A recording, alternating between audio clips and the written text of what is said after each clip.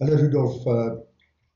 I've been very interested in some of the things you shared with me in connection with our concept that to thrive in a company, you must engage with the people around you, where possible with clients, suppliers, and especially the executive, and where you can, the shareholders.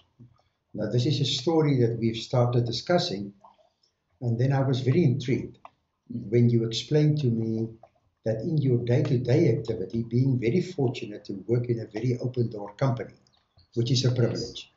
But given that space, my belief is you can do the same in any company. It just takes a little bit more focus and planning.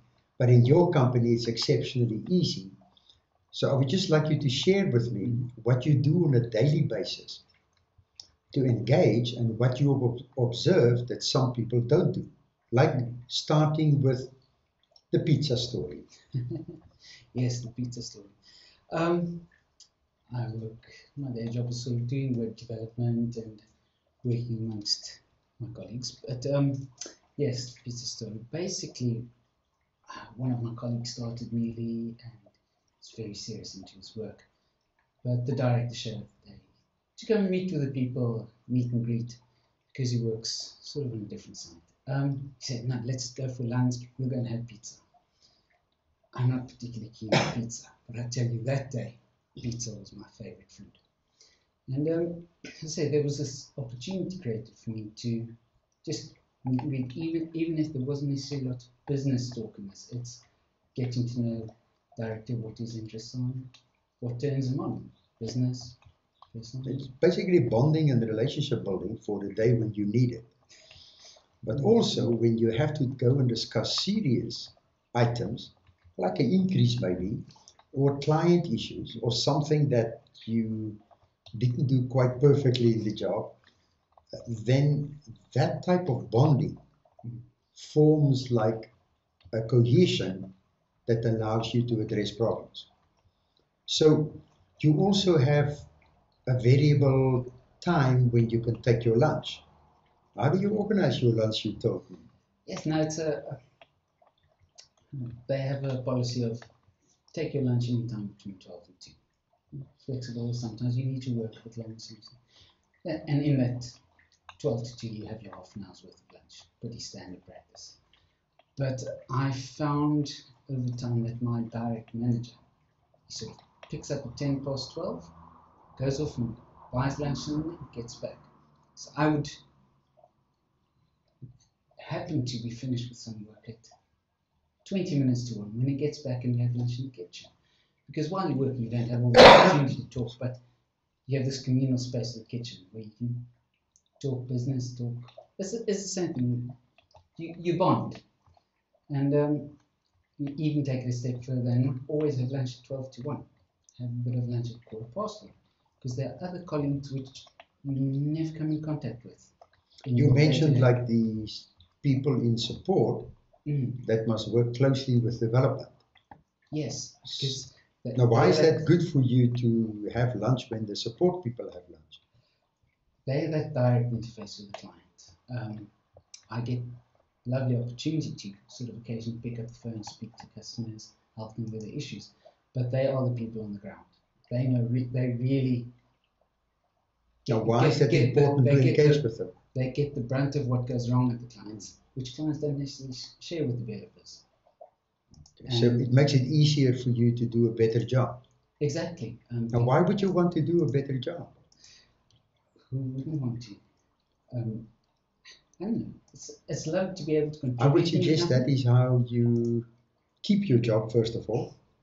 And secondly, it gets opportunity to increase the work you do, the value of the work, and thus build towards the next increase, obviously, because you earn more. You do more to earn more.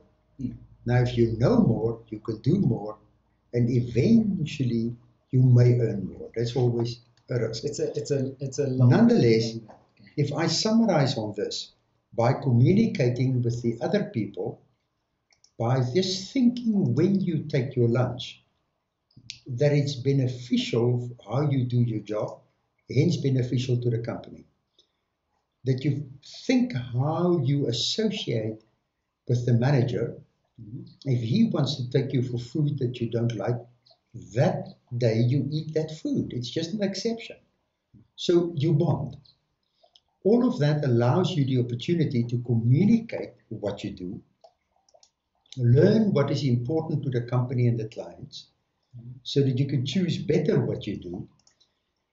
And I suggest that is a very nice at the bottom demonstration of how one grow your job, communicate that you've grown your job, and almost get increases on automatic.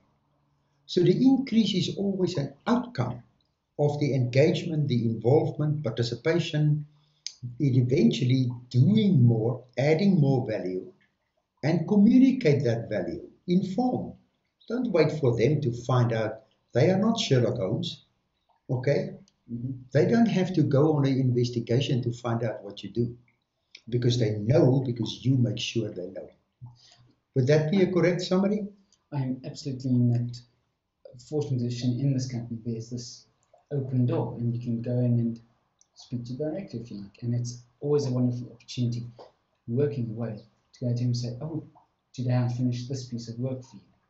I found these things difficult. We had some challenges, we overcame them this way.